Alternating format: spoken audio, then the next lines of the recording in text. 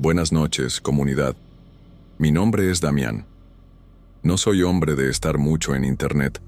Fue mi sobrino quien tuvo la idea de anotar mi historia y compartirla con todos aquí en esta comunidad. No sé por dónde empezar, porque aunque lo que voy a contar me pasó hace apenas unos meses, todavía me cuesta trabajo ponerlo en palabras. Siento que si lo cuento en voz alta o lo escribo, le doy más fuerza a algo que preferiría olvidar. Pero también sé que callarlo me está haciendo daño, porque cada vez que me quedo solo, me viene esa sensación en el pecho de que lo que pasó no ha terminado. Vivo en Valle de Bravo, en el Estado de México. Aquí nací y aquí me he quedado toda mi vida. No es un lugar malo para vivir, al contrario, es bonito, con su lago enorme y las montañas rodeando todo como si fueran guardianes. La gente viene de vacaciones, a pasear en lancha o a comer trucha en los restaurantes cerca del malecón. Para los que vivimos aquí, el lago es otra cosa. Es parte de nuestra vida diaria, un lugar que nos da de comer. Yo soy pescador desde que tengo memoria. Aprendí de mi padre y de mi abuelo, igual que ellos aprendieron de los suyos. No estoy casado. Tengo un hijo, Emiliano, con Rosalinda, una mujer del pueblo con la que nunca llegamos a vivir juntos.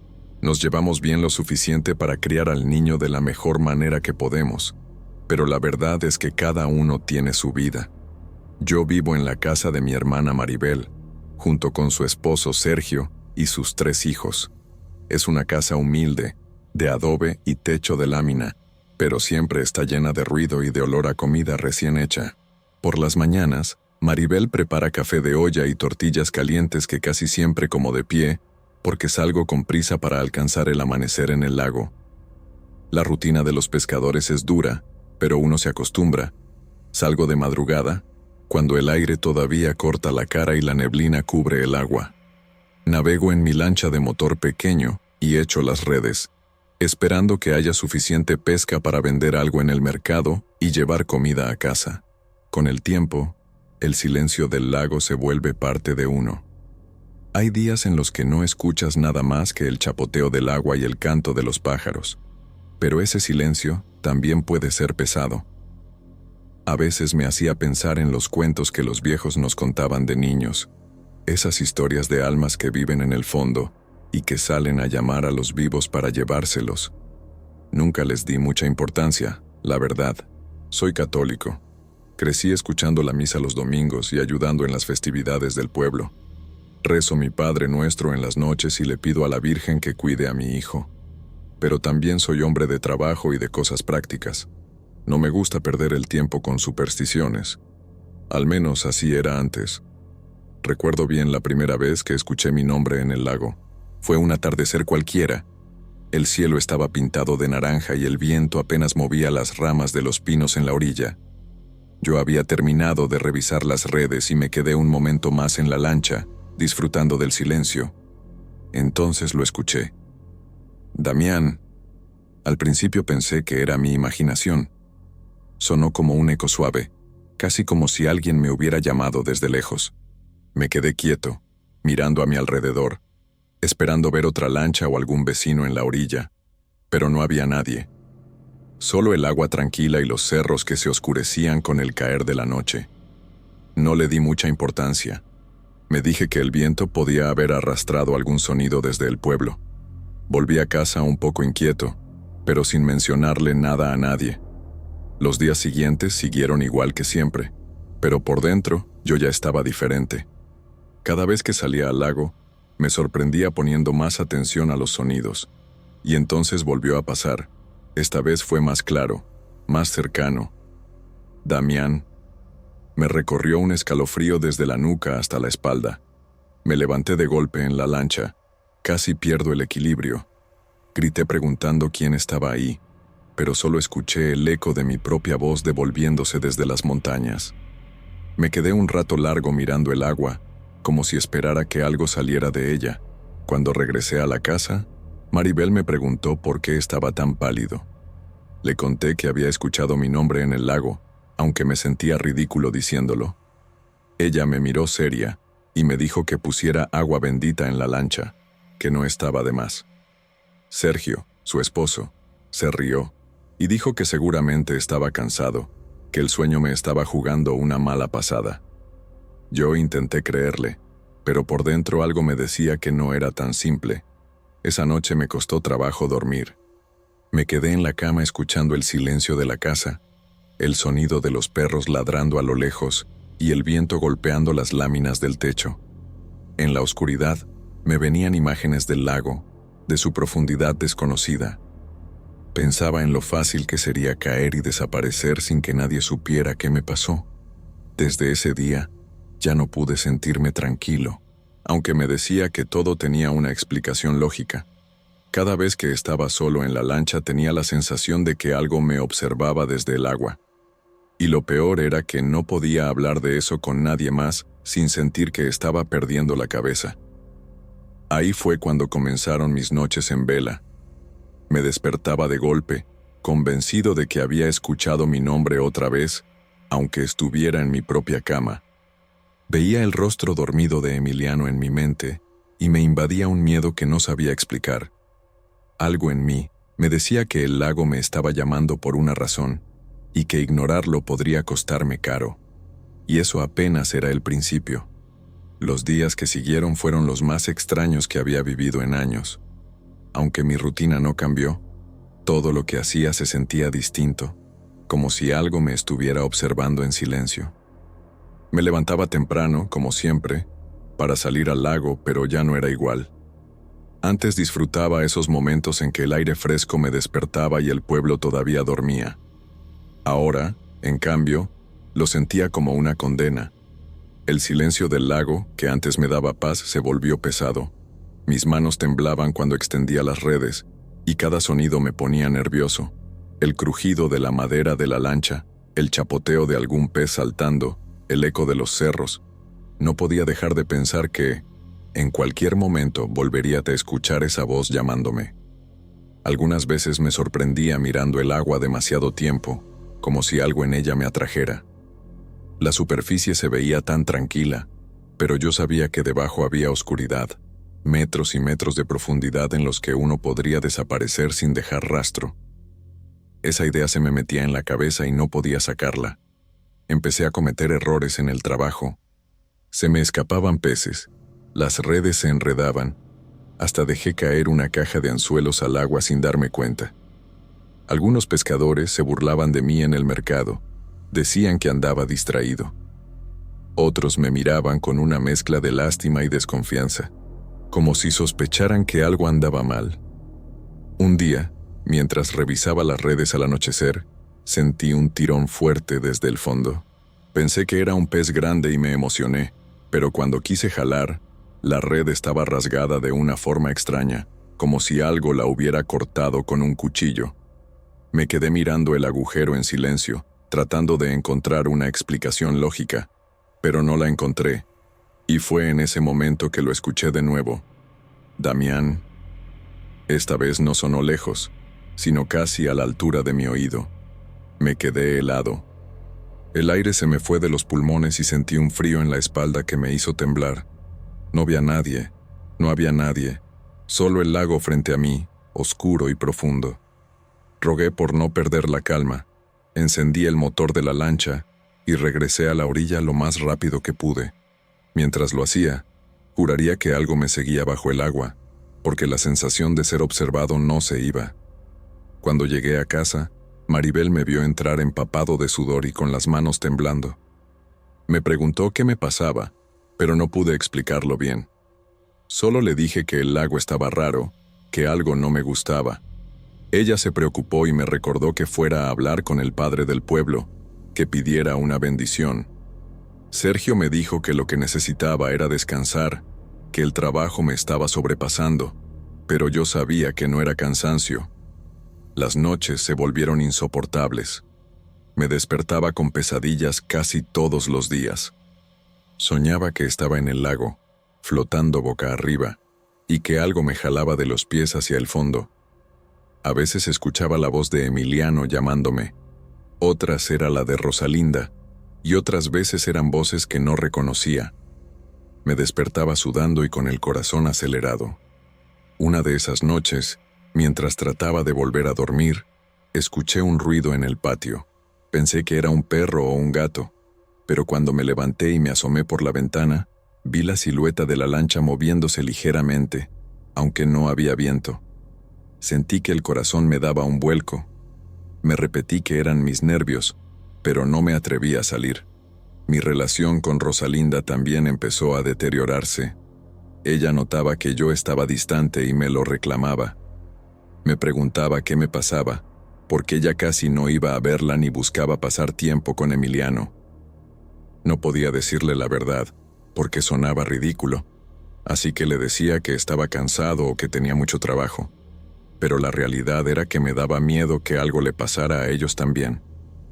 Una tarde, mientras caminaba hacia el malecón, escuché a unos viejos del pueblo platicar sobre un pescador que había desaparecido hacía semanas.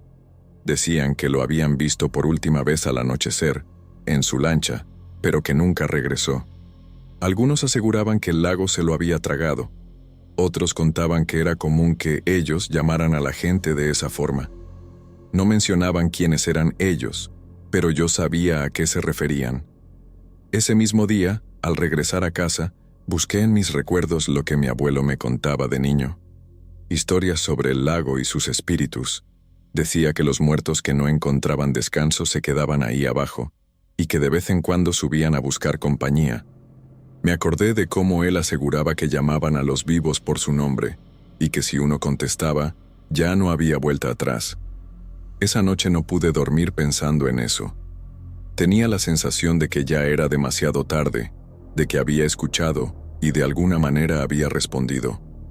A la mañana siguiente, me sentía agotado, como si no hubiera descansado en semanas. Aún así, salí al lago. No podía dejar de trabajar. Era lo único que me daba algo de dinero.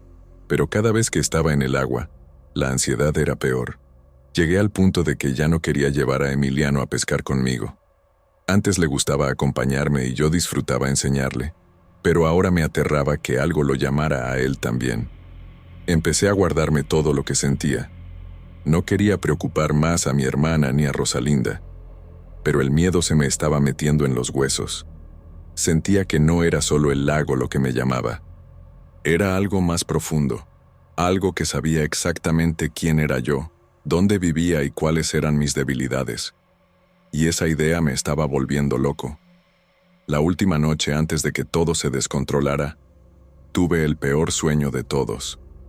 Estaba en el lago, flotando en medio de la neblina. No veía nada, solo escuchaba voces por todos lados, voces de personas que conocía, pero que sonaban distorsionadas, como si vinieran de debajo del agua. De pronto, algo me tomó de los tobillos y me jaló hacia el fondo. Antes de que todo se oscureciera, escuché mi nombre, susurrado muy cerca de mi oído. Me desperté gritando. Maribel entró corriendo a mi cuarto con cara de susto y me preguntó qué me pasaba. No supe qué decirle. Solo me quedé sentado en la cama, temblando, con la certeza de que el lago no me iba a dejar en paz. Y entonces decidí que tenía que volver, aunque me muriera de miedo. El día que decidí volver al lago solo, sentí como si estuviera firmando una sentencia. Había pasado noches sin dormir, comiendo apenas lo necesario, con esa sensación constante de que algo me estaba acechando. No podía seguir así. Necesitaba comprobar que lo que estaba escuchando era real o, de lo contrario, que estaba perdiendo la cabeza. Salí de casa al final de la tarde, cuando el cielo comenzaba a teñirse de tonos rojizos y el aire se volvía más frío. Maribel me preguntó a dónde iba, y yo le respondí que tenía que salir a revisar unas redes. Su cara lo decía todo, sabía que algo no estaba bien, pero no quiso insistir. Sentí su mirada clavada en mi espalda mientras me alejaba. El pueblo estaba en silencio, apenas el sonido lejano de algunos niños jugando y el murmullo del viento entre los árboles. Cuando llegué al malecón, casi no había gente. La mayoría de los pescadores ya había regresado con sus lanchas y el lugar se veía desierto. Mi lancha estaba amarrada donde siempre, pero la simple idea de subir a ella me erizó la piel. Respiré profundo y empujé la lancha hacia el agua. El motor tosió un par de veces antes de encender y el sonido se perdió en la inmensidad del lago. Remé hacia el centro, alejándome poco a poco de la orilla, mientras la neblina empezaba a levantarse. A cada metro que avanzaba, sentía el estómago más revuelto. El lago estaba demasiado quieto, como si algo estuviera esperando. Me paré un momento en medio del agua, observando la superficie oscura. No había viento, no había aves, ni siquiera el sonido de los insectos. Era como si todo el mundo se hubiera detenido. Entonces lo escuché. «Damián».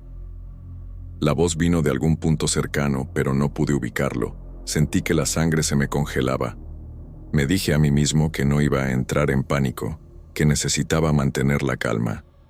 Empecé a rezar en silencio, pidiéndole a Dios que me protegiera. Pero la voz volvió. «Damián». Esta vez sonó más fuerte, como si me estuviera susurrando al oído. Mi corazón latía tan rápido que pensé que me iba a desmayar. Busqué con la mirada cualquier señal de otra lancha, de alguien en la orilla, pero no había nadie, solo yo y el lago. De repente, la superficie del agua empezó a agitarse sin razón. Pequeñas ondas formaban círculos alrededor de la lancha, cada vez más grandes. Me puse de pie para mirar mejor y cometí el error de asomarme demasiado. Sentí un toque en el tobillo. Fue tan real que di un salto y casi pierdo el equilibrio. Antes de poder reaccionar, algo me jaló con fuerza hacia abajo. No tuve tiempo de gritar. Caí al agua helada. La oscuridad me envolvió en un segundo. Intenté nadar hacia arriba, pero algo me sujetaba las piernas. No podía ver nada, solo sentir. Era como si manos invisibles me arrastraran hacia el fondo. Empecé a patalear desesperado, soltando burbujas que subían a la superficie mientras el aire se me acababa. En medio de la desesperación, vi una silueta. Primero pensé que era Emiliano, luego que era Rosalinda. Después, la figura cambió de forma otra vez, hasta convertirse en una masa oscura que se movía como si tuviera vida propia. No tenía rostro, pero sentía que me miraba. Escuché mi nombre, pero esta vez no era un susurro.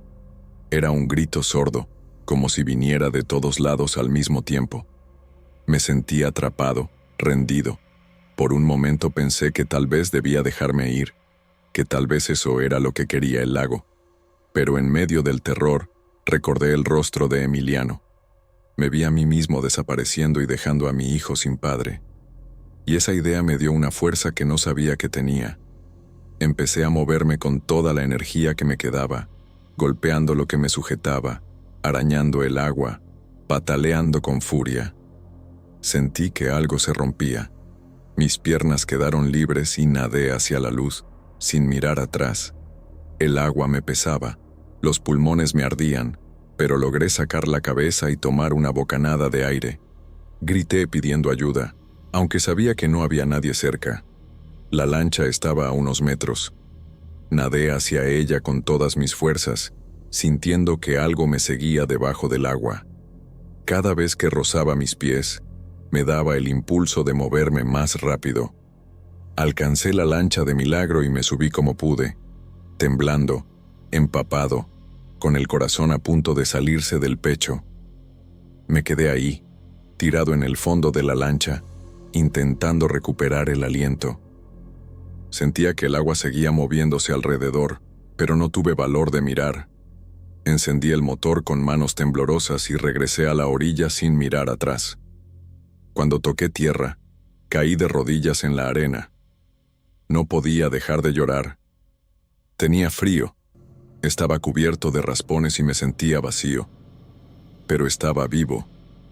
Esa noche comprendí que el lago no me iba a dejar en paz, y que lo que me había jalado no era algo que pudiera entender con palabras. Lo que más me atormentaba era esa sensación de que el lago había intentado usar voces conocidas para atraerme, como si supiera exactamente qué hacer para quebrarme por dentro. Pensar en eso me revolvía el estómago. No sé cómo llegué a casa. Recuerdo haber caminado como un fantasma por las calles desiertas, con la ropa chorreando y las manos entumidas. Cuando crucé la puerta, Maribel y Sergio se levantaron de inmediato. Me miraron como si hubieran visto a un muerto. No pude explicarles nada. Solo repetía que no quería volver al lago. Pero aunque lo dijera, sabía que lo que había visto no se quedaría allá. No recuerdo cuánto tiempo estuve sentado en la sala esa noche, temblando y con la mirada perdida. Maribel me cubrió con una cobija y me puso una taza de té caliente en las manos, pero apenas podía sostenerla. Sergio me preguntó qué me había pasado, por qué llegaba en ese estado, pero no supe explicarlo. Solo les dije que no quería volver al lago, que no iba a regresar nunca más. Esa noche casi no dormí. Cada vez que cerraba los ojos, sentía el agua fría cubriéndome de nuevo y la sensación de que algo me jalaba hacia abajo. Me despertaba sobresaltado, con la certeza de que el lago no me había dejado ir del todo. Al día siguiente, decidí que no podía seguir pescando. Era mi oficio, lo único que había hecho en la vida, pero el simple hecho de pensar en volver a subir a esa lancha me hacía sentir náuseas. Hablé con un vecino que necesitaba ayuda en un taller de carpintería y le pedí trabajo. No era mucho lo que podía pagarme, pero cualquier cosa era mejor que regresar al agua. Maribel se preocupaba al verme tan cambiado. Me decía que debía ir a hablar con el padre para que bendijera la casa y que tal vez eso me ayudaría a estar más tranquilo. Fui por compromiso. Escuché las palabras del sacerdote, pero en el fondo sabía que nada iba a borrar lo que había sentido esa noche. Traté de pasar más tiempo con Emiliano. Me sentía culpable por haber estado tan distante antes. Cada vez que lo veía sonreír, recordaba que fue su rostro lo que me dio fuerzas para escapar del fondo del lago. Pero también sentía un miedo enorme. No quería que se acercara al agua por nada del mundo. Le inventaba excusas para que no fuera a jugar al malecón, y Rosalinda me preguntaba por qué estaba tan obsesionado. No podía decirle la verdad, así que me quedaba callado. Pasaron los días y, aunque intentaba convencerme de que todo había quedado atrás, no era así. En las tardes, cuando el viento soplaba hacia el pueblo, juraría escuchar mi nombre a lo lejos. A veces estaba en el taller, cortando madera, y me detenía en seco porque sentía que alguien me llamaba. Me giraba, pero no había nadie. Empecé a evitar pasar cerca del lago. Si tenía que ir al mercado, buscaba caminos que no me llevaran al malecón. Pero Valle de Bravo es pequeño, y tarde o temprano uno termina viéndolo. El agua se veía tranquila, pero para mí era como si me estuviera observando. Una noche, mientras estaba sentado en el patio tratando de despejar mi cabeza, escuché un murmullo. No venía del lago, sino de la misma oscuridad a mi alrededor. Era mi nombre, apenas un susurro, pero tan claro que me paralicé.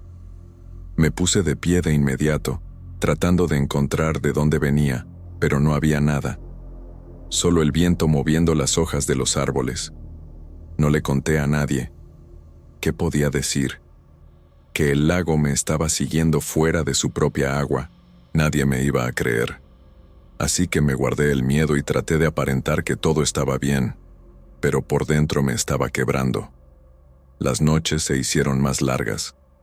Soñaba que estaba otra vez en la lancha y que el agua me llamaba, que las voces se mezclaban con las de mi familia, pidiéndome que me dejara ir.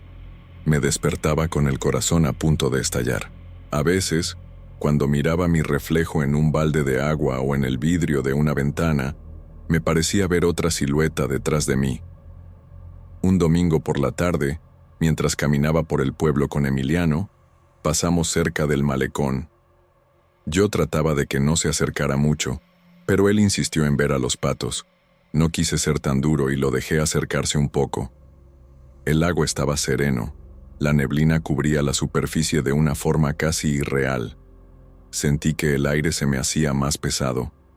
Emiliano se inclinó para mirar los patos y yo lo tomé del hombro con fuerza, como si temiera que algo saliera del agua para llevárselo. Él me miró confundido. pero no dije nada. Entonces lo escuché de nuevo. Damián. Fue tan claro, tan nítido, que por un segundo pensé que alguien me había hablado al oído. Miré a mi alrededor, pero no había nadie cerca. Emiliano seguía distraído con los patos.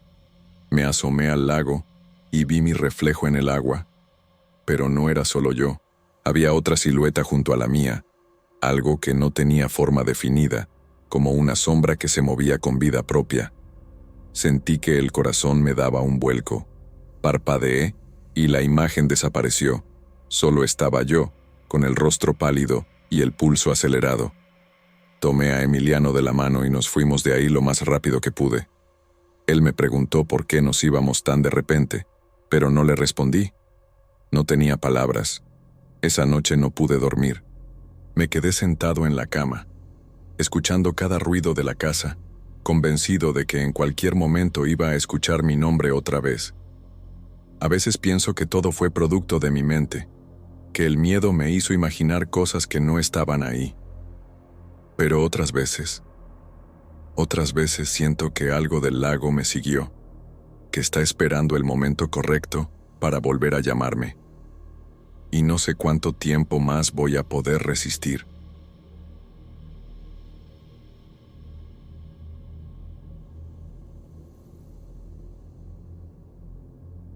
No sé bien qué me llevó a hacer aquello, claro. Las deudas y el tratamiento de mi padre me atormentaban mucho, y yo estaba solo para cuidar de todo. Pero nunca fui un hombre que cree en ese tipo de cosas, y jamás pasó por mi cabeza que acabaría haciendo algo así. Mi nombre es Valentín. Toda mi vida he vivido en Toluca de Lerdo, que simplemente llamamos Toluca, la capital del Estado de México. Hace unos meses, mi abuelo Emanuel falleció. No fue una muerte repentina, llevaba tiempo enfermo, viejo y cansado. Cuando se fue, dejó la casa familiar en Toluca, una construcción antigua que siempre tuvo algo que me inquietaba, aunque nunca le di mucha importancia. La casa había sido de él desde siempre, un lugar lleno de recuerdos, pero también de silencios pesados. Con su muerte, vino una carga que no esperaba llevar tan pesada. La casa, que antes parecía un simple lugar donde crecí, se volvió un refugio que a veces sentía como una prisión. Cada habitación estaba llena de recuerdos y un silencio que pesaba más que cualquier cosa. Me encontraba dividido entre la nostalgia y la urgencia de resolver todo lo antes posible. Mi padre, Israel, estaba internado en el hospital debido a una enfermedad pulmonar crónica que había ido deteriorando su salud con el tiempo. La enfermedad lo debilitaba cada día más, su respiración se volvía más dificultosa y las medicinas parecían no hacer suficiente efecto. Los doctores nos habían dicho que necesitaba cuidados constantes y que los costos del tratamiento eran altos y crecían sin parar. Verlo así, conectado a tubos y máquinas, me hacía sentir impotente, y la responsabilidad de cuidar a mi familia recayó casi por completo sobre mis hombros. En casa, mi madre, Madalena, hacía todo lo posible por mantener la rutina. Se quedaba con mis hermanas, Mariana y Marina, que aunque jóvenes, ya entendían la gravedad de la situación. Ellas ayudaban con las tareas del hogar y trataban de sostener el ánimo, pero se notaba el cansancio y la tristeza en sus rostros. Mientras tanto, yo luchaba por mantenerme firme, tratando de cumplir con mi trabajo como arquitecto y, al mismo tiempo, ocuparme de la casa, los pagos y todo lo que eso implicaba. El problema más inmediato era la casa misma, vieja, con paredes gruesas que parecían absorber el tiempo y el aire. La construcción tenía un aspecto cansado, casi olvidado. Intentábamos venderla para aliviar la carga financiera, pero nadie mostraba interés. Los vecinos murmuraban entre ellos que la casa estaba maldita. Decían que en las noches se escuchaban ruidos inexplicables, voces lejanas que parecían venir de dentro y sombras que cruzaban las ventanas sin explicación. Aunque yo siempre trataba de mantener la razón y evitar esos cuentos, no podía negar que esas historias afectaban la venta. La gente tenía miedo y prefería mantenerse lejos. Un día, mientras limpiaba el sótano para dejar la casa presentable para posibles compradores, Encontré un baúl polvoriento lleno de cosas que pertenecieron a mi abuelo. Entre papeles viejos, fotografías descoloridas y objetos sin mucho valor aparente, apareció un libro antiguo, con páginas amarillentas y símbolos extraños que no lograba comprender. Al abrirlo, me di cuenta de que era un manual para hacer rituales, con instrucciones para invocar a una entidad desconocida que, según el texto, podía ayudar a quien supiera usar esos conocimientos. Sentí miedo y curiosidad a la vez. Por un lado, estaba el escepticismo que siempre me definió. Por otro, la desesperación por las cuentas, el hospital y la necesidad de encontrar una solución rápida. Esa noche, la casa parecía más fría que nunca. Juraría que escuché un susurro, pero me dije que era solo mi imaginación. Aún así, no pude dormir bien, con el libro en la mesa y la cabeza llena de preguntas. Pensaba en mi familia, en cómo mi madre mantenía la calma, en mis hermanas que intentaban sonreír y en mi padre, luchando por cada respiro. Nunca pensé que terminaría considerando hacer algo que siempre había rechazado, pero cuando estás al borde del abismo, empiezas a mirar hacia lugares donde nunca imaginaste pisar. Así comenzó todo. No voy a mentir, cuando encontré ese libro antiguo no sabía qué hacer con él. La verdad, sentí una mezcla de miedo y curiosidad, pero más que nada, un agotamiento profundo. Las deudas seguían creciendo, la salud de mi padre no daba tregua, y la casa que debía vender seguía intacta, cada vez más un peso sobre mis hombros.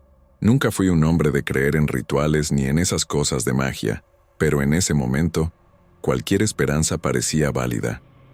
Me pasaba las noches leyendo y releyendo el libro, tratando de entender lo que decía, sin atreverme a creer que aquello pudiera funcionar. Las instrucciones estaban en un español viejo, con palabras que apenas reconocía, mezcladas con símbolos extraños que parecían más un código que otra cosa. Decidí probar un ritual pequeño, algo sencillo que prometía atraer buena suerte o dinero. Recuerdo que preparé todo con cuidado. Un espacio en la sala, velas, flores, y traté de seguir cada paso tal como indicaba el libro.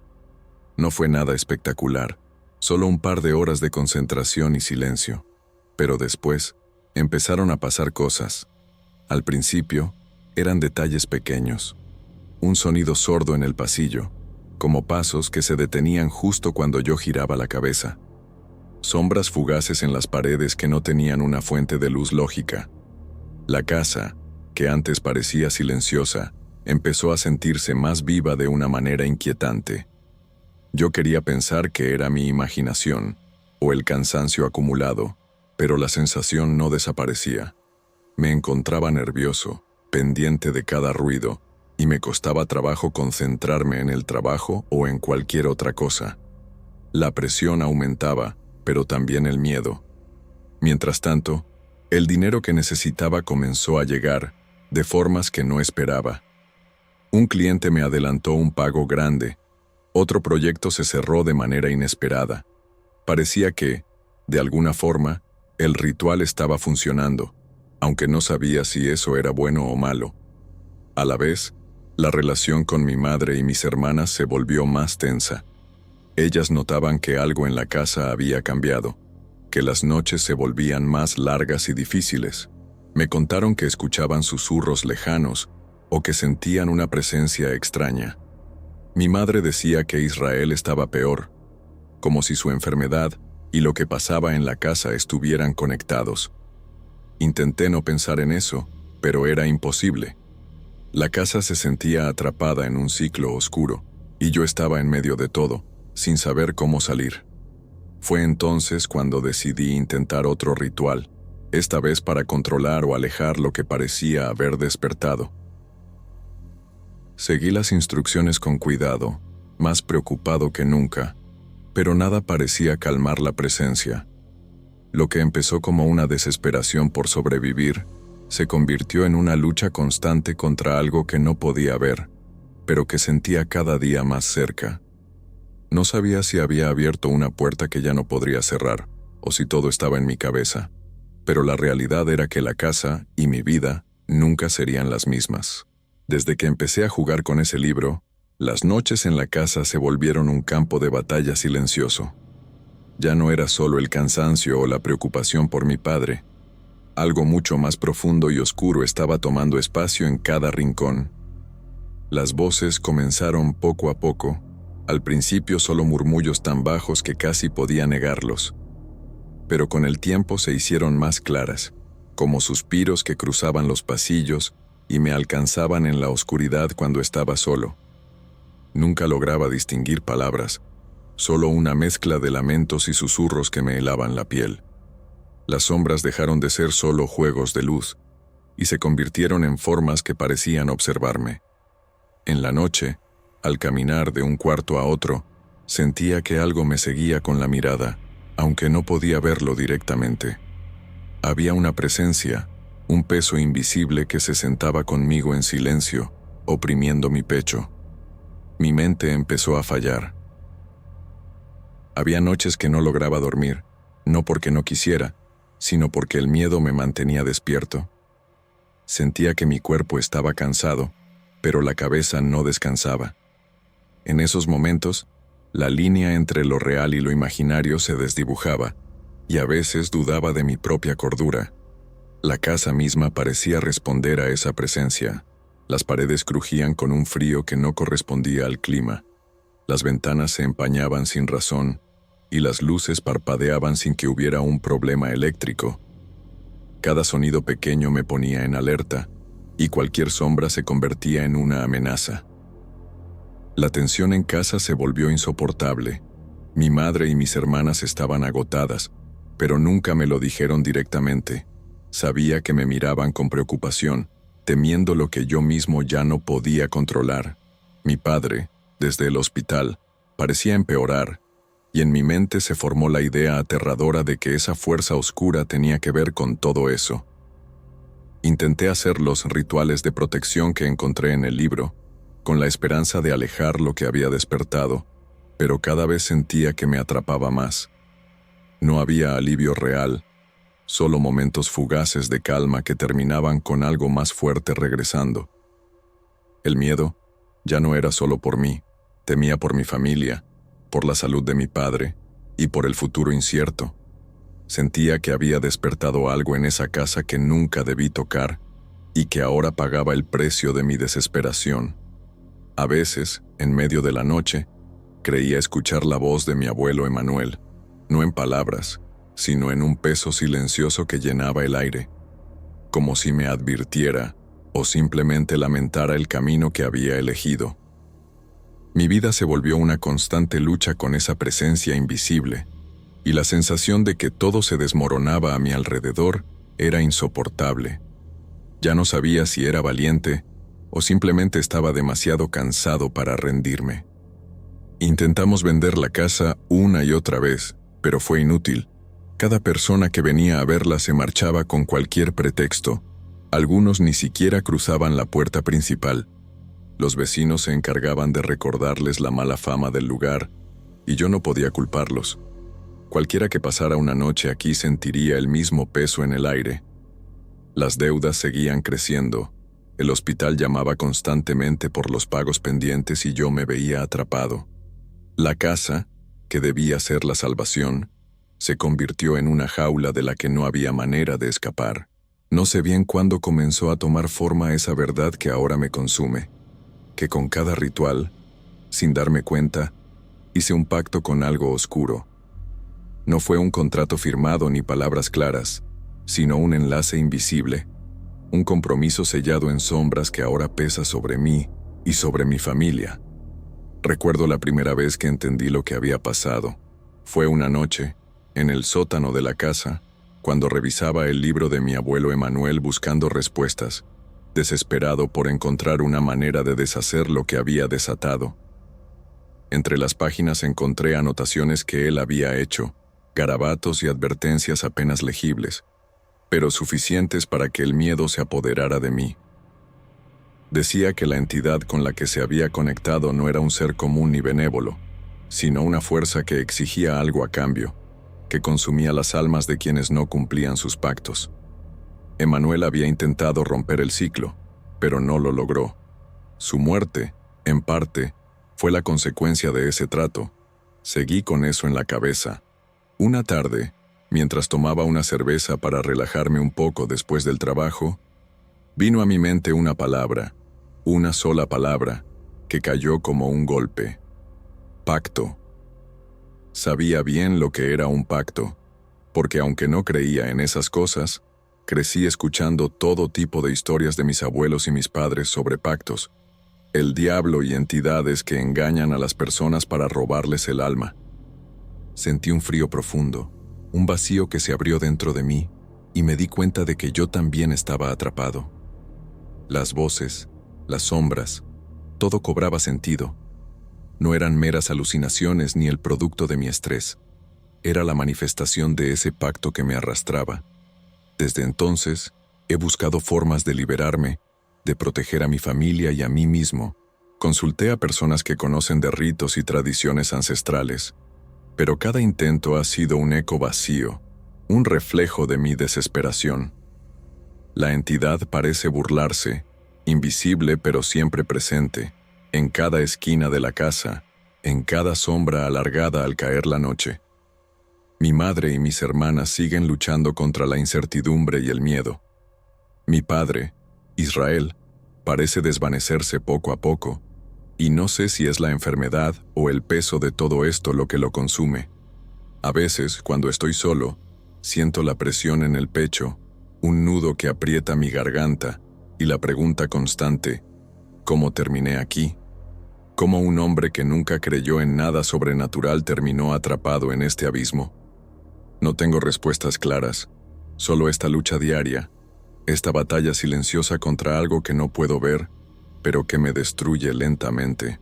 Sigo buscando, aferrado a la esperanza de encontrar un camino de regreso, un ritual, una palabra, algo que me libere.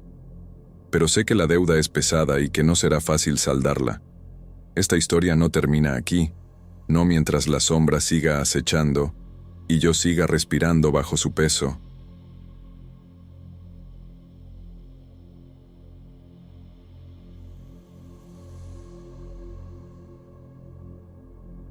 Han pasado 6 meses desde que todo ocurrió, y desde esa noche no he vuelto a ver a mis amigos Roberta y Rafael.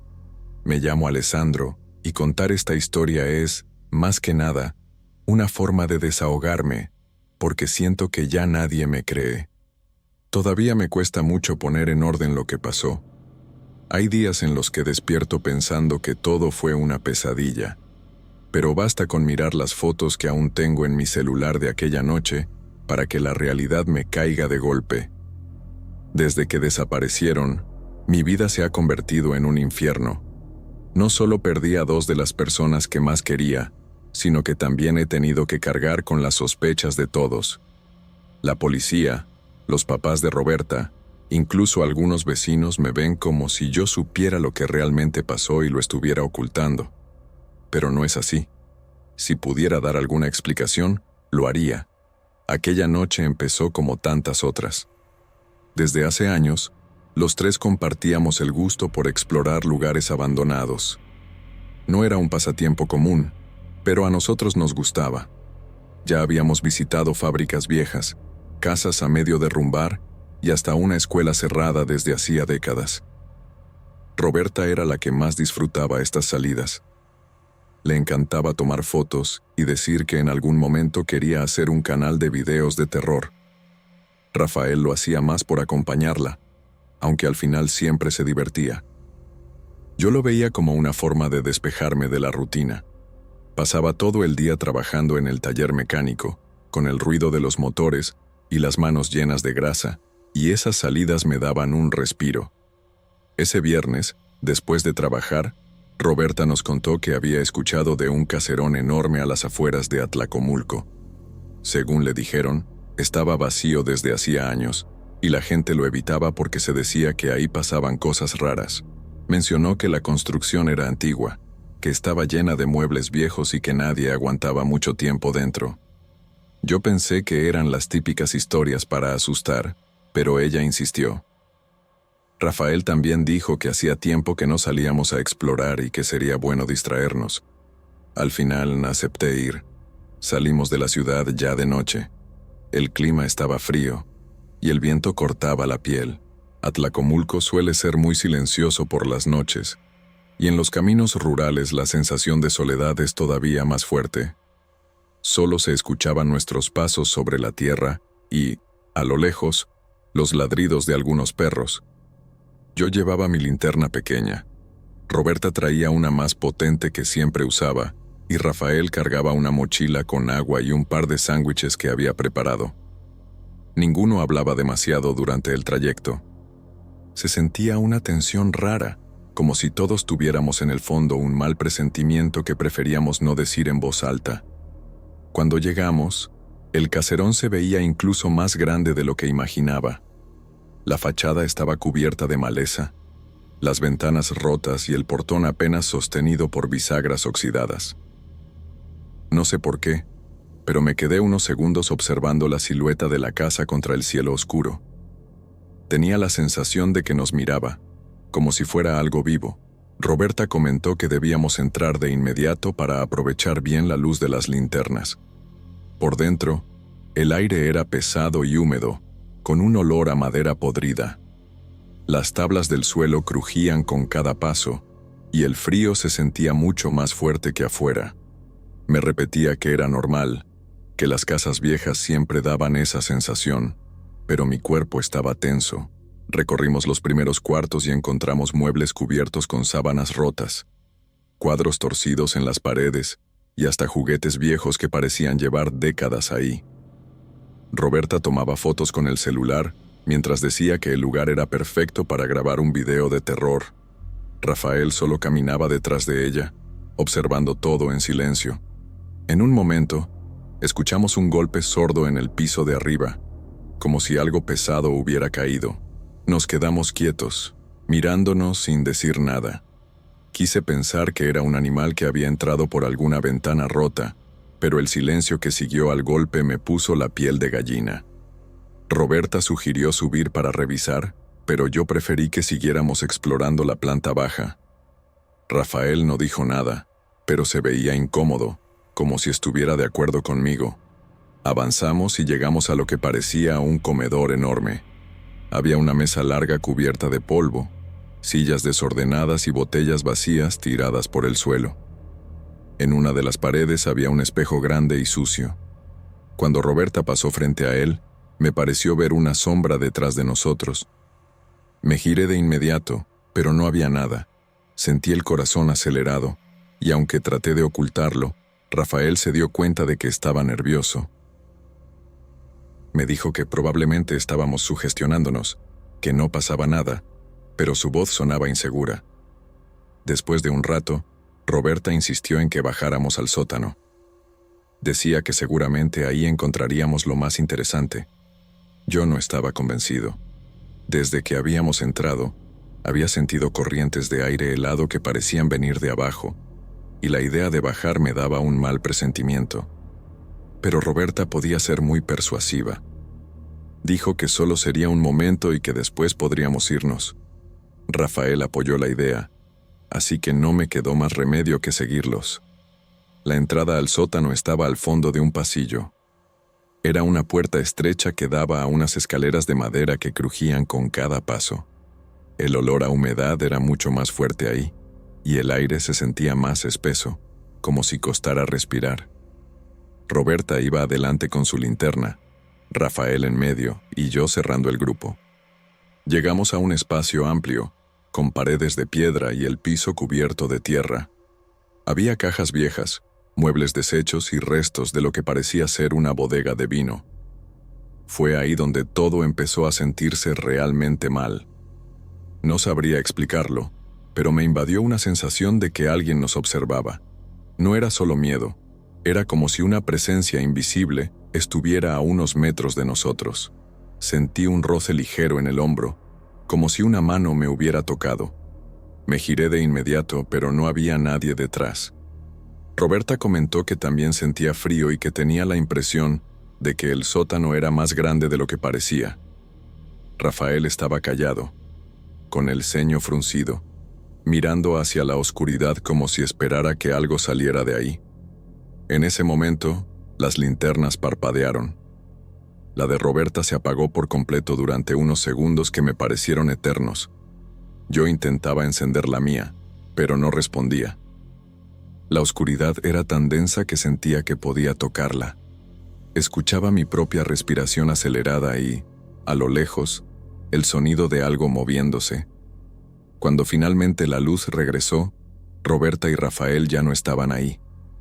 Me quedé paralizado, sin entender lo que veía. Llamé sus nombres una y otra vez, pero nadie contestó. Busqué por todo el sótano. Revisé detrás de las cajas, los muebles. Incluso grité hacia la escalera pensando que tal vez habían subido. No había rastro de ellos. La sensación de que alguien me observaba se hizo insoportable. Tenía un nudo en la garganta y las manos me temblaban tanto que apenas podía sostener la linterna. De pronto, escuché un murmullo.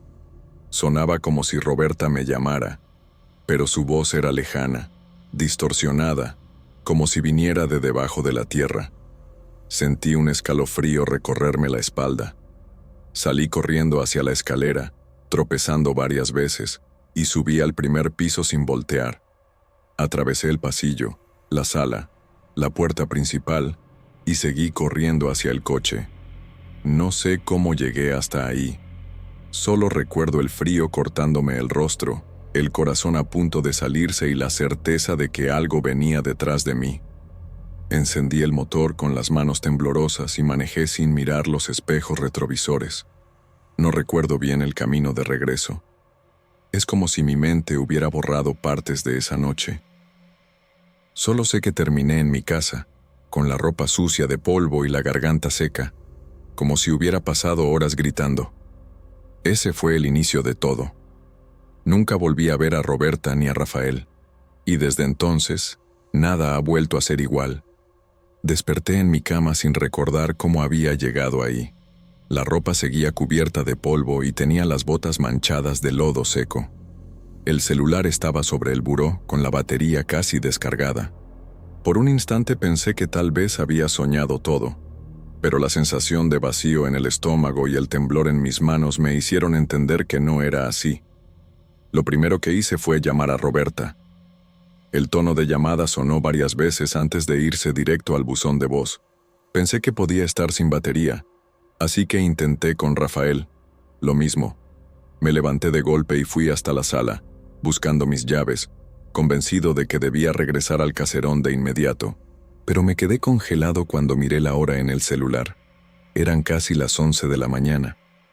Había pasado más de 10 horas desde que salí corriendo de aquella casa y ni siquiera podía recordar el trayecto de regreso. Empecé a sentir un pánico diferente, uno que no se parecía al que había tenido la noche anterior. Era un miedo más profundo, el que aparece cuando entiendes que algo está muy mal y no tienes idea de cómo solucionarlo. Me vestí con lo primero que encontré y fui a casa de Roberta. Su mamá abrió la puerta con cara de preocupación. Me preguntó si sabía dónde estaba su hija, porque no había llegado a dormir. Le conté que habíamos salido a explorar un lugar abandonado y que, en algún momento, me había separado de ellos. No entré en detalles. Me daba miedo que pensara que estaba inventando algo. Rafael tampoco había aparecido. Su hermano me dijo que no contestaba el celular desde la noche anterior. En ese momento supe que tenía que ir a la policía. No podía perder más tiempo. En la comandancia me hicieron esperar casi una hora antes de que un oficial me atendiera. Traté de explicar lo mejor posible lo que había pasado, pero noté que su mirada cambiaba a medida que hablaba. Me preguntó por qué había salido corriendo y por qué no regresé de inmediato para buscar a mis amigos. No supe qué responder. Le dije que estaba asustado, que pensé que ellos ya habían salido de la casa y que nos encontraríamos afuera. El oficial me miró como si no me creyera. Los siguientes días fueron un martirio. La policía organizó un operativo para registrar el caserón y los alrededores, pero no encontraron nada. Ni un rastro de Roberta o Rafael. Me llamaron varias veces para ampliar mi declaración, y en cada ocasión La sensación de que sospechaban de mí era más fuerte. Un investigador me dijo que mi versión tenía huecos, que era extraño que yo fuera el único que había salido. Me preguntó si había tenido algún problema con ellos, si había discutido esa noche. Respondí que no, que nunca habríamos llegado a algo así, pero sabía que no me creía. Con el paso de los días, la relación con la familia de Roberta se volvió tensa. La mamá dejó de contestar mis mensajes. Los papás de Rafael apenas me dirigían la palabra. Yo entendía su dolor, pero el hecho de que me vieran como sospechoso me estaba destrozando por dentro. Empecé a dejar de ir al taller. No podía concentrarme en nada. Pasaba las noches en vela, repasando cada momento de aquella noche, buscando alguna pista, algo que me ayudara a entender lo que había pasado. Fue entonces cuando comenzaron los sueños. Al principio eran confusos, como si mi mente estuviera reviviendo la última vez que vi a Roberta y Rafael. Los veía en el sótano, llamándome desde algún rincón oscuro. Pero poco a poco los sueños se volvieron más inquietantes. En ellos, sus rostros estaban pálidos, con los ojos hundidos, como si llevaran días sin dormir. No hablaban, solo me miraban con una expresión de desesperación que me rompía el alma. Yo despertaba sudando, con el corazón desbocado, y con la sensación de que no estaba solo en la habitación. Comencé a notar cosas raras en mi casa, pequeños detalles que al principio intentaba ignorar, objetos que cambiaban de lugar, el sonido de pasos en el pasillo, cuando estaba seguro de que no había nadie. Una noche escuché cómo algo rascaba la puerta de mi cuarto. Me armé de valor y la abrí de golpe, pero no había nada. La casa estaba en completo silencio, y sin embargo juraría que alguien estaba ahí, escondido, observándome. En el taller tampoco estaba mejor.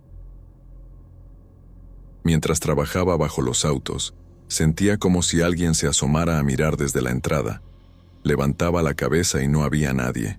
Una tarde, cuando ya me iba, escuché claramente cómo alguien susurraba mi nombre cerca de la oficina. Revisé todo el lugar, pero estaba vacío. Empecé a preguntarme si me estaba volviendo loco.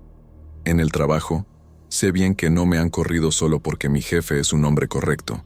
Un día me dijo que no sabía si yo había hecho algo, pero que le gustaba mi trabajo y, como no había pruebas de que yo hubiera hecho algo con mis amigos, iba a creer que soy inocente. Mis amigos desaparecidos aparecían en cada rincón de mi mente. Pensaba en ellos cuando me servía café por la mañana, cuando pasaba por las calles donde solíamos caminar. Recordaba la risa de Roberta, la manera en que Rafael me molestaba por ser fan del equipo contrario. La culpa me consumía. Sentía que de alguna manera era responsable por haber aceptado entrar a ese maldito lugar. Una noche, después de otro de esos sueños, me levanté decidido a volver al caserón. Pensaba que tal vez había algo que no habíamos visto, una pista que podría ayudar a encontrarlos. Pero cuando llegué al portón oxidado, el miedo me paralizó. El lugar se veía aún más oscuro y silencioso que la primera vez. Me quedé de pie unos minutos, tratando de convencerme de entrar, pero el simple recuerdo del sótano me hizo retroceder. Terminé regresando a mi casa con la sensación de que había fallado otra vez. La policía seguía sin avances. Un investigador me llamó a declarar de nuevo. Esta vez me preguntó si estaba seguro de lo que había visto. Dijo que tal vez Roberta y Rafael habían decidido irse por su cuenta, que quizás yo no me había dado cuenta de que salieron antes que yo. Sentí rabia. Les repetí que eso era imposible, que los busqué por toda la casa. Pero mi palabra parecía no tener valor. Cada día que pasaba me sentía más solo. La gente comenzó a evitarme en la calle. Algunos murmuraban que yo sabía lo que había pasado. Otros decían que seguro tenía algo que ver con la desaparición. Me hundí en un estado de ansiedad constante. No podía dormir bien, no podía comer. Y lo peor era esa presencia que parecía seguirme a todos lados. No podía verla, pero la sentía detrás de mí respirando cerca, observándome en silencio. Hubo una noche en la que desperté convencido de que alguien estaba dentro de mi cuarto. Me quedé inmóvil, con los ojos cerrados, escuchando el crujir del piso. Sentí un peso en el borde de la cama, como si alguien se sentara. Abrí los ojos de golpe, pero no había nada. La oscuridad era tan espesa que apenas podía distinguir las sombras. Pasé el resto de la noche con la luz encendida, temblando, esperando que amaneciera.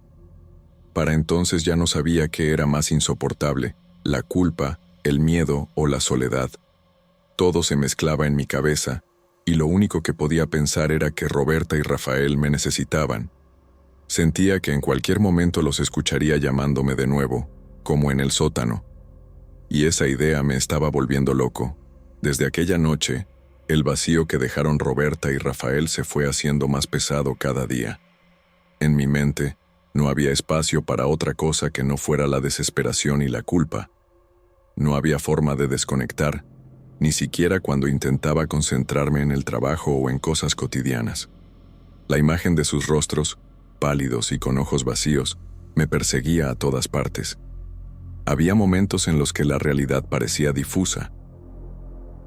Caminaba por las calles de Atlacomulco sintiendo que alguien me seguía, pero al voltear no veía nada.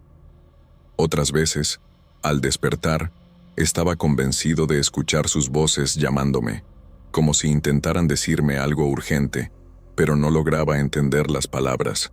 Cada sonido, cada sombra, parecía esconder una amenaza invisible. El aislamiento se volvió mi único refugio. Evitaba a la gente. No quería que me preguntaran, no quería enfrentar sus miradas sospechosas ni las preguntas que no podía responder. Me había convertido en una sombra de lo que fui antes, un hombre roto y consumido por un miedo que no sabía controlar. Una tarde, después de casi perder la cabeza en el taller por la presión, decidí regresar al caserón, no por valentía, sino porque sentía que no tenía otra opción. Pensaba que si había algo que pudiera ayudarme a encontrar respuestas, estaba ahí, en ese lugar maldito. Llegar fue como enfrentar un muro invisible. El caserón parecía absorber la luz del sol, y el aire estaba más denso que nunca. Mis pasos resonaban sobre el suelo polvoriento, y la única compañía era el ruido del viento que se colaba entre las ventanas rotas. Volví al sótano, el lugar donde todo cambió.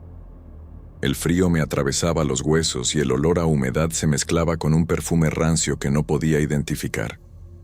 El silencio era absoluto, pero sentía un zumbido en mis oídos, como un llamado insistente. En ese espacio, encontré una de las botas de Rafael tirada junto a una caja vieja. El corazón se me aceleró.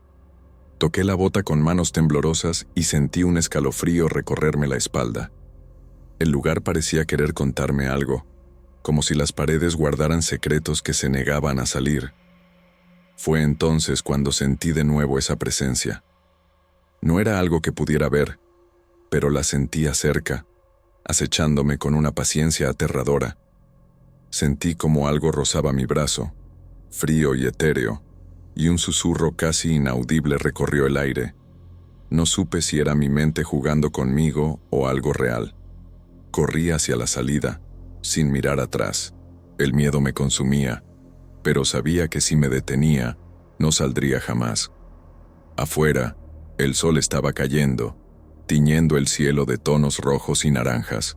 Me alejé lo más rápido posible, con el pulso desbocado y la sensación de que algo me había marcado para siempre. Desde entonces, la presencia me sigue. No importa dónde esté, en casa, en el trabajo, incluso en la calle. A veces la siento detrás de mí, en el borde de mi visión, como una sombra que nunca se va. Mi mente está al borde del colapso y no sé cuánto tiempo más podré soportar esta tortura.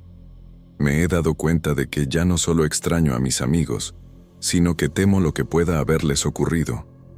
A veces creo que están muertos, atrapados en ese lugar o en alguna dimensión entre la vida y la muerte, y que de alguna manera intentan comunicarse conmigo. Hace aproximadamente un mes, algo nuevo empezó a aparecer en mis sueños. No solo veía a Roberta y Rafael como antes, con sus rostros pálidos y vacíos, sino que ahora había un hombre extraño conmigo. Nunca antes lo había visto en la vida real, pero en los sueños estaba ahí, observándonos con una mirada fría, casi sin emociones. No hablaba, solo permanecía en silencio, pero su presencia llenaba el ambiente con una sensación de amenaza y peligro. Este hombre tenía una figura alta y delgada, vestido con ropa oscura que parecía desgastada, como si fuera un saco o abrigo viejo, pero no se podían distinguir detalles claros. Su rostro era pálido, casi translúcido, con rasgos marcados pero indefinidos, como si estuviera cubierto por una sombra tenue. Sus ojos eran lo que más llamaba la atención, completamente negros, sin reflejos, como dos pozos oscuros que absorbían la luz y te dejaban sin aliento. Su expresión no cambiaba nunca. Parecía estar siempre observando, pero sin ningún tipo de emoción humana. A veces, en esos sueños, intentaba decirnos algo, pero su voz era un susurro imposible de entender, y cuando intentaba acercarme, él desaparecía en una especie de humo gris que se desvanecía lentamente. Al principio pensé que solo eran pesadillas más intensas, producto del estrés y la culpa, pero las cosas empezaron a ponerse más extrañas en la realidad. Una noche, mientras intentaba dormir, sentí un escalofrío recorrer mi espalda. Me levanté para ir al baño y, al mirar por la ventana que da al patio, lo vi. Allí estaba ese hombre, parado, inmóvil, con la misma mirada que tenía en mis sueños. No había dudas, era él. La luz de la luna apenas dejaba distinguir sus rasgos, pero su figura era clara. Vestía ese abrigo oscuro y largo, y su silueta se recortaba contra el patio en una pose rígida, casi imposible de ignorar. No hizo ningún movimiento. Solo estuvo ahí, observándome desde el otro lado del cristal. Por un momento, pensé que iba a llamar a alguien, pero antes de que pudiera reaccionar, se desvaneció como si fuera humo llevado por el viento, dejando solo la noche silenciosa detrás. Desde ese día, siento que ya no puedo escapar de él. Lo veo en sombras, lo siento detrás de mí en cualquier lugar, incluso cuando estoy rodeado de gente. A veces me parece que me sigue a todas partes, observándome, esperando que haga algo o que sucumba a su voluntad. No sé qué quiere, ni qué significa todo esto. Solo sé que ese hombre es la última pieza de un misterio que no entiendo y que me está consumiendo poco a poco. A veces pienso que Roberta y Rafael están atrapados en algún lugar y que este hombre es quien los mantiene ahí, alejados de la vida, pero cerca de mí, como una amenaza constante. No tengo respuestas, solo miedo. Y aunque intento seguir adelante, la sombra de aquella noche en Atlacomulco me acompaña siempre, oscureciendo mi realidad y robándome la tranquilidad que alguna vez tuve.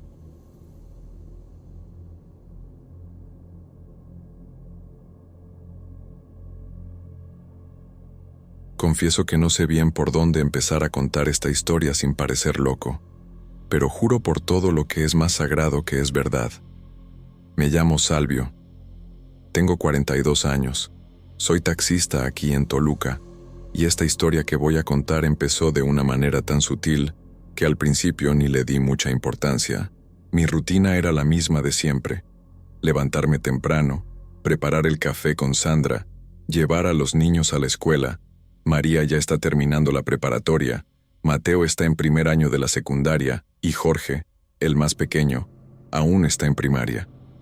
Después, tomo mi taxi y comienzo el día en el tráfico de la ciudad. Conozco cada calle, cada atajo, cada cantina donde los choferes paran a descansar. Todo parecía normal hasta el día en que mi celular del trabajo empezó a sonar desde un número que no conocía. Era extraño porque no aparecía nombre, solo un número que nunca había visto. Al principio pensé que era alguna broma, de esas que a veces recibimos en la madrugada, así que ni contesté, pero las llamadas se volvieron más frecuentes. Siempre cuando estaba manejando, en lugares medio desiertos o cuando el tráfico daba un respiro, el teléfono sonaba. La primera vez no contesté. La segunda, el teléfono sonó tantas veces que empecé a molestarme. La tercera vez, cuando finalmente contesté, del otro lado solo había silencio, un silencio pesado, casi palpable, que me hizo acelerar el corazón. Intenté decir algo, pero no hubo respuesta. Cuando colgué, el teléfono siguió vibrando por unos segundos, como si alguien todavía estuviera ahí esperando que hablara. Después de eso, empecé a intentar llamar de vuelta a ese número, solo para saber quién era, pero siempre caía en el buzón de voz. No importaba la hora ni el lugar, nunca había señal de que alguien esperaba al otro lado. Eso empezó a ponerme nervioso, no voy a mentir. No soy de creer en esas cosas de superstición o malas vibras. Siempre pensé que esas historias son cosa de la cabeza, del cansancio, de la rutina que agota el espíritu. Pero aún así, esa sensación de estar siendo observado empezó a crecer dentro de mí. Esa misma semana, comencé a tener sueños extraños. Eran pesadillas, pero no del tipo que recuerdas claramente. Más bien era como una opresión en el pecho que me despertaba sudando en medio de la noche. Y en esos sueños aparecía siempre un hombre sin rostro. No tenía ojos, nariz, boca, solo una sombra donde debería estar el rostro. Se quedaba parado, quieto, mirándome, pero sin verme realmente. No sabía si era una amenaza o solo una presencia. Me despertaba asustado, pero en la mañana trataba de disimular la inquietud. No le conté nada a Sandra porque sabía que se preocuparía, y los niños ni se diga. Ellos tienen su vida, la escuela, y yo tenía que seguir trabajando para mantener a la familia. Pero esa voz muda del teléfono, el número desconocido, el hombre sin rostro en los sueños, todo eso empezó a mezclarse y convertirse en un peso que no sabía cómo cargar. Trataba de ignorarlo, me decía a mí mismo que era cosa de mi mente cansada, pero en el fondo, el miedo empezaba a crecer. Esa es la parte que hasta hoy me hace pensar. ¿Será que era solo cosa de mi cabeza cansada? ¿O algo real estaba pasando conmigo en esta ciudad que conozco tan bien? Toluca, con sus calles, sus cantinas, su gente que va y viene, sin imaginar que un taxista como yo empezaba a vivir una pesadilla que nadie más podía ver. Y así fue como todo comenzó. Las llamadas no solo siguieron, sino que empezaron a cambiar. Ya no era solo el silencio del otro lado o esos ruidos extraños. Ahora escuchaba susurros, voces tan bajas que parecía que hablaban justo al oído, como si estuvieran tratando de contarme secretos que nadie más debía saber. Al principio no entendía bien, pero poco a poco las palabras empezaron a tomar forma. Eran fragmentos de mi vida, detalles íntimos que nunca había contado ni siquiera a Sandra, cosas que pensé que estaban bien guardadas, momentos que creía olvidados o insignificantes, y sin embargo, allí estaban, en esas voces que me llegaban en la oscuridad del taxi o cuando estaba solo en la casa. Sentí que alguien me observaba, no solo en la calle, sino en todas partes. Empecé a ver sombras en el retrovisor, figuras que desaparecían cuando volteaba la mirada. En la noche, a veces parecía escuchar pasos afuera, aunque cuando abría la puerta no había nadie. Sandra notaba mi cambio. Ella me preguntaba si todo estaba bien, si no estaba cansado o preocupado por algo. Yo le decía que solo era estrés, que el trabajo estaba pesado, pero ella veía la verdad en mis ojos y callaba.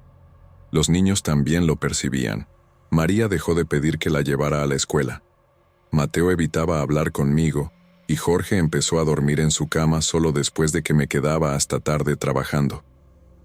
Era como si la inquietud se hubiera metido en la casa, como un mal aire que no se puede ver, pero que se siente en cada rincón. Los sueños seguían. El hombre sin rostro estaba más presente, y ahora su figura se movía, como si me siguiera. A veces aparecía en lugares donde yo sabía que nunca podría estar nadie, o en la esquina de la calle cuando estaba llegando a casa. Me despertaba con el corazón a 1000, sudando frío, sin poder distinguir si era un sueño o una visión. Intenté hablar con amigos, Pero cuando les contaba sobre las llamadas, sobre los susurros y el hombre sin rostro, me decían que estaba paranoico, que debía dejar de pensar en esas cosas o me iba a volver loco. Me dijeron que mejor me concentrara en el trabajo y la familia, pero yo sabía que no era paranoia.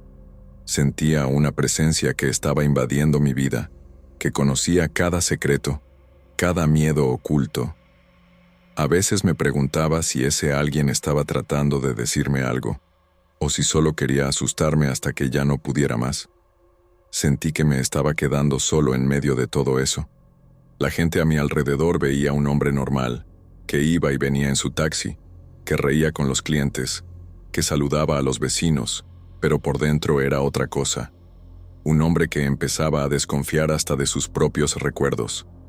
La línea entre la realidad y lo que estaba pasando en mi cabeza se hacía cada vez más borrosa. No sabía si lo que veía y oía era verdad o una pesadilla que se apoderaba de mí. Y mientras las llamadas seguían llegando, yo seguía sin respuestas. Los días se volvieron un peso insoportable. Las llamadas misteriosas no paraban, y ahora ocurrían en cualquier momento, incluso cuando estaba en casa con Sandra y los niños. Ya no eran solo susurros. A veces, al contestar, lo único que escuchaba era un silencio aterrador, como si quien estuviera del otro lado estuviera evaluándome, esperando algo que yo no podía comprender. Sentía que perdía el control. La incertidumbre me consumía, y hasta las cosas más simples se volvieron difíciles. Me costaba concentrarme en el volante, en las calles conocidas de Toluca, que siempre me parecían seguras. En vez de eso, mi mente se llenaba de paranoia, de dudas y de un miedo que nunca había sentido antes. La presencia del hombre sin rostro se volvió más real que nunca. Ya no solo aparecía en mis sueños, sino que sentía que estaba en las sombras de la casa, detrás de mí cuando doblaba una esquina, incluso en el reflejo del espejo retrovisor. A veces, cuando estaba solo en el taxi, juraba que una figura oscura se movía en el asiento trasero, pero cuando volteaba, no había nadie. Sandra comenzó a preocuparse seriamente.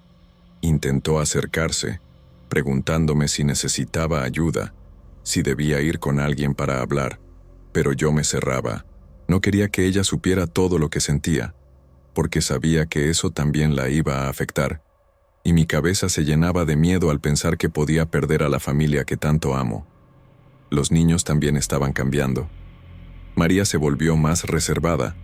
Mateo evitaba verme a los ojos y Jorge dormía con la luz prendida, temeroso de los ruidos nocturnos que ahora parecían multiplicarse en la casa.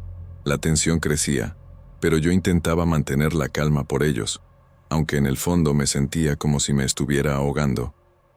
Intenté alejarme, pensé en dejar el taxi, mudarme, buscar cualquier forma de escapar, pero había algo que me ataba. No sabía qué era, pero sentía que mientras más intentaba huir, más fuerte se hacía esa sombra invisible. Una noche, después de una jornada agotadora, el teléfono sonó justo cuando estaba por dormir. Contesté sin pensar y escuché un susurro claro, una voz que mencionó un recuerdo mío, un secreto que ni siquiera Sandra conocía. Fue como una daga en el pecho. No pude seguir escuchando y colgué, pero esa voz quedó grabada en mi mente. Me di cuenta de que estaba perdiendo la línea entre la realidad y la locura. Me preguntaba si alguien me estaba jugando una broma cruel, o si realmente había algo allá afuera, acechando, esperando a que yo cediera. Esa noche, al acostarme, vi de nuevo al hombre sin rostro, pero esta vez estaba más cerca, más definido, y la sensación de peligro fue tan intensa que desperté gritando, aunque nadie escuchó. A partir de ahí, todo empezó a desmoronarse. El miedo no solo estaba en mi mente, sino en cada paso que daba, en cada llamada que recibía, y en cada silencio que quedaba después. Después de semanas luchando contra ese peso invisible, algo cambió, o al menos eso pensé. Las llamadas misteriosas comenzaron a disminuir, y los susurros dejaron de ser tan claros. El hombre sin rostro desapareció de mis sueños, y por primera vez en mucho tiempo pude dormir sin ese nudo en el pecho que me despertaba sudando frío. Pero la calma nunca fue completa. Había una sombra permanente que se quedaba conmigo, una duda que no se fue aunque tratara de ignorarla. Sandra seguía preocupada, pero ahora yo me mostraba más tranquilo, aunque sabía que algo dentro de mí ya no era el mismo. Las noches eran silenciosas, pero sentía como si algo invisible estuviera allí, observándome, esperando el momento justo para volver a aparecer. A veces me sorprendía mirando el teléfono con miedo, temiendo que sonara otra vez. No volví a recibir llamadas de ese número desconocido, pero la sensación de ser vigilado no desapareció. La vida siguió, pero con un peso que llevaba en el pecho, una carga invisible que solo yo podía sentir. Me di cuenta de que algunas cosas no tienen explicación, que hay misterios que simplemente permanecen sin resolver y que la verdad no siempre es lo que parece. Todavía manejo mi taxi por las calles de Toluca, y aunque sonrío y saludo a mis clientes como antes, sé que esa historia quedó grabada en mí, como una marca silenciosa que no se borra. No sé quién o qué estaba detrás de esas llamadas, ni por qué eligió justo a mí. A veces pienso que quizás fue solo una pesadilla larga, una mezcla de cansancio y miedo. Pero otras veces, cuando paso por alguna calle solitaria o escucho el teléfono vibrar sin que nadie llame, recuerdo al hombre sin rostro, y sé que hay cosas que nadie ve, pero que existen, y eso es algo que, para mí, cambió todo para siempre.